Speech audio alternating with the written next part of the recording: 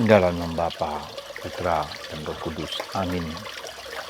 Allah Bapa di surga, puji syukur kami aturkan kepadamu ya Bapa, bahwa di segala kesulitan, penderitaan, bahkan penindasan, karena iman kami kepada Putramu Yesus,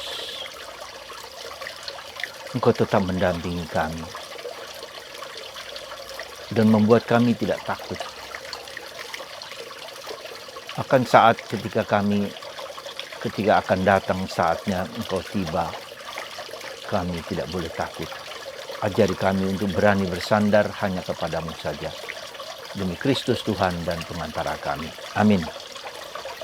Para saudaraku yang terkasih dalam Kristus, hari-hari biasa dalam minggu ini, yaitu hari terakhir dalam masa tahun liturgi gereja, kita disajikan oleh gereja bacaan-bacaan yang berkaitan dengan hari terakhir. Ya, meskipun kita tahu kapan hari terakhir itu, kita tidak pernah tahu. Sekali lagi tidak pernah tahu. Bahkan dikatakan Yesus pun tidak tahu.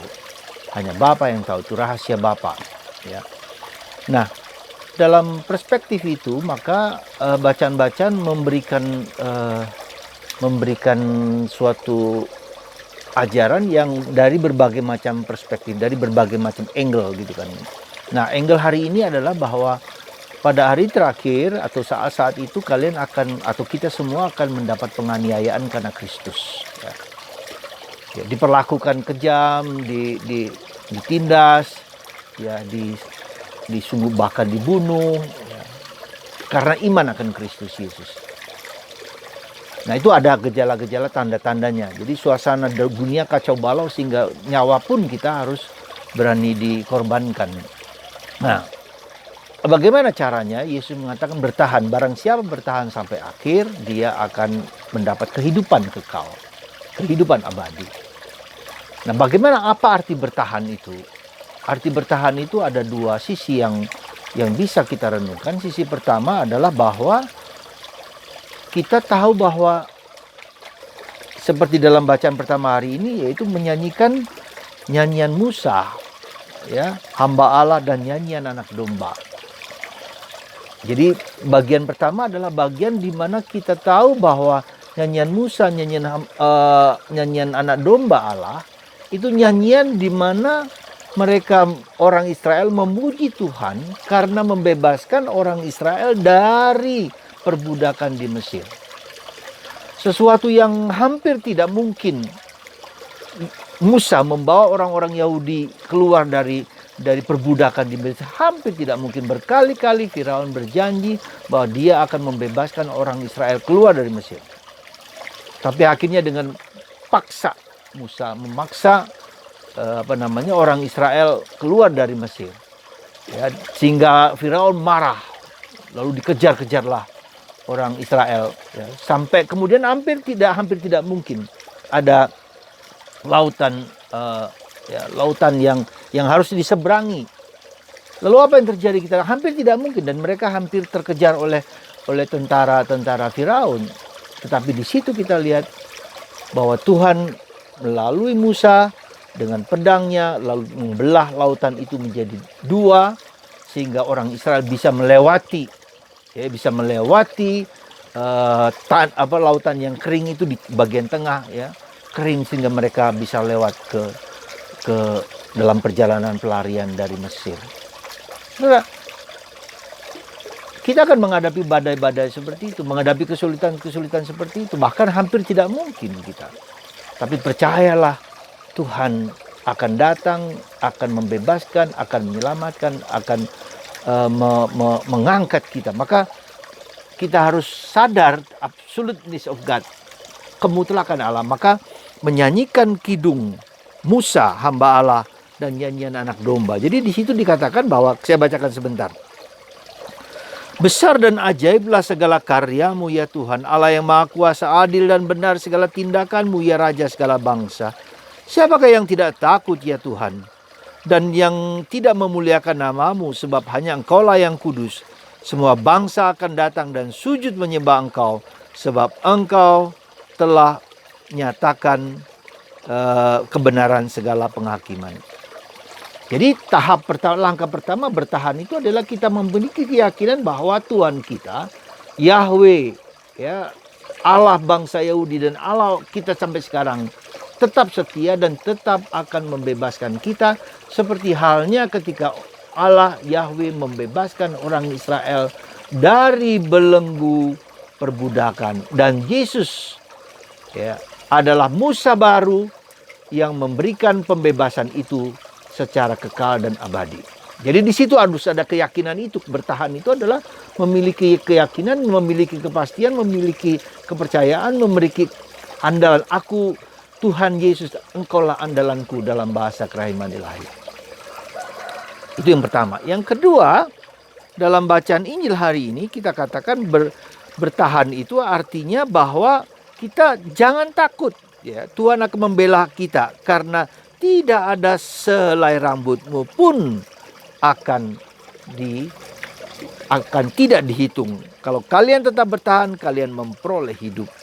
Ya, dan juga tidak perlu tidak perlu membela-bela diri, karena Roh Kudus yang akan membela kita. Ya, dikatakan di sini.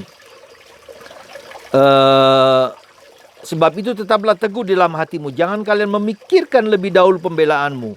Aku sendirilah yang akan memberi kalian kata-kata hikmat, sehingga kalian tak dapat ditentang atau dibantah lawan-lawanmu. Nah, jadi Tuhan sendiri yang akan berbicara lewat mulut kita. Ya, jadi Roh Kudus membimbing, menuntun kita. Jadi dengan kata lain, apa yang mau saya sampaikan kedua adalah kita belajar mendengarkan suara Roh Kudus. Ya.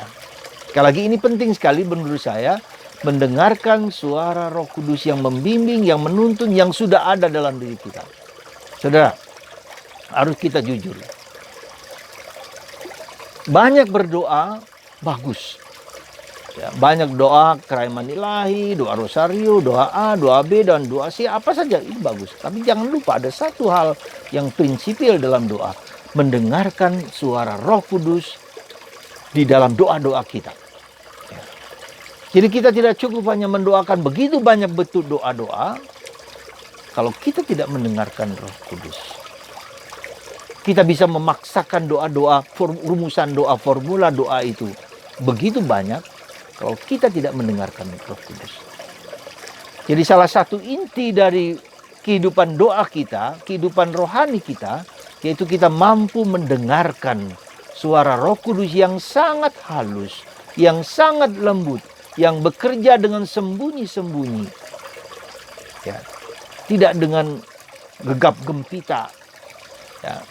Nah, dalam pengalaman tokoh Karmel yaitu Nabi Elia, kita melihat ada sesuatu perubahan, ya, di dalam kehadiran Allah dalam diri Nabi Elia.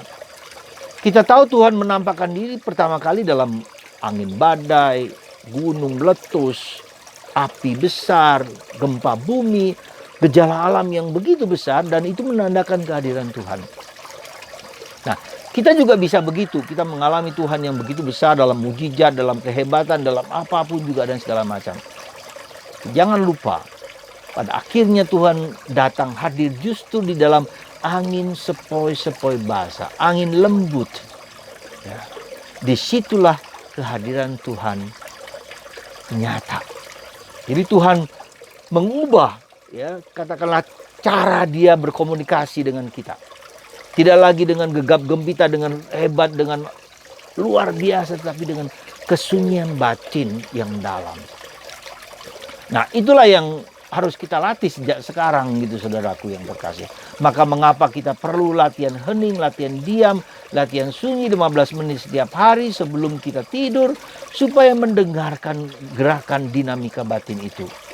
Sehingga pada waktunya kita mendengarkan, Tuhan menguatkan kita, meneguhkan kita untuk tetap bertahan. Karena ya, tantangan, hinaan, godaan, segala macam itu justru datang ketika kita berada dalam situasi yang tidak mudah, berat. Ya, untuk tetap bertahan itu bukan sesuatu yang gampang.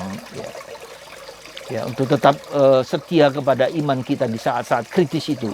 Karena kita bisa mengalami penderitaan sakit badani, dipukul, dihina, diejek, diperlakukan sehingga kita tidak bisa, tidak tahan, sehingga ya sudahlah, dan harus menyangkal Yesus. Ya. Jadi sekali lagi bertahan itu berarti juga artinya bertahan adalah bahwa kita mengalami katakanlah Tuhan yang membimbing, menuntun absoluteness of God. Tuhan setia, tidak akan meninggalkan, abandon us. Dan yang secara konkret Tuhan hadir dalam diri kita lewat Roh Kudus, membimbing, menuntun kita. Maka kita perlu mendengarkan Dia, ketika mendengarkan suaranya, sehingga ketika ada peristiwa di luar kita, batin kita tetap yakin, percaya pada Yesus. Maka saudaraku terkasih, semoga di saat-saat seperti ini, dalam situasi seperti ini, dalam keadaan apapun yang kita lihat ini, ya, kita tetap mendengarkan suara Roh Kudus, suara Tuhan. Jadi jangan hanya, sekali lagi saudaraku, faktor eksternal kita perhatikan. Itu penting, bukan tidak boleh, itu penting dan perlu. Tapi faktor internal jauh lebih penting. Karena apa, saudara? Karena pertobatan manusia, perubahan manusia akan lebih kuat ketika berasal dari dalam batin kita. Perjumpaan dengan Yesus secara batiniah itu jauh lebih kuat daripada peristiwa-peristiwa mujizat-mujizat di luar kita. Kita lihat para rasul, ya. Apakah mereka mampu menginternalisasi khotbah Yesus, kata-kata Yesus, peristiwa keajaiban yang dilakukan Yesus? Belum tentu, gitu. Bahkan satu orang pun mengkhianati Yesus, tapi justru terjadi suatu formasi dalam batin para rasul itu. Ketika mereka menghadapi Pentakosta, itulah, ya, ajaran Yesus itu menjadi mendalam dalam hidup kita. Maka unsur penting di dalam kehidupan rohani kita, mohon Roh Kudus. Datanglah Roh Kudus, datanglah Roh Kudus. Maka saya anjurkan kepada Anda, ketika Anda melakukan kegiatan doa apapun, ketika Anda melakukan kegiatan-kegiatan sehari apapun, seberat apapun, ucapkan, daraskan, datanglah Roh Kudus, datanglah Roh Kudus, datanglah Roh Kudus. Dalam hati Anda. Ya, kalau Anda sempat 100 kali, latihan 100 kali. Itu latihan itu supaya kita nanti roh dalam diri kita yang berdoa untuk kita. Ya. Nanti lama-kelamaan kita sendiri tanpa kita sadari kita berdoa, datanglah Roh Kudus. Maka saudaraku, semoga kita mempersiapkan bukan hanya sisi luar tapi sisi batin. Tuhan memberkati Anda dan Anda dipenuhi dengan Roh Kudus. Tetap setia kepada Yesus. Dalam nama Bapa dan Putra dan Roh Kudus. Amin.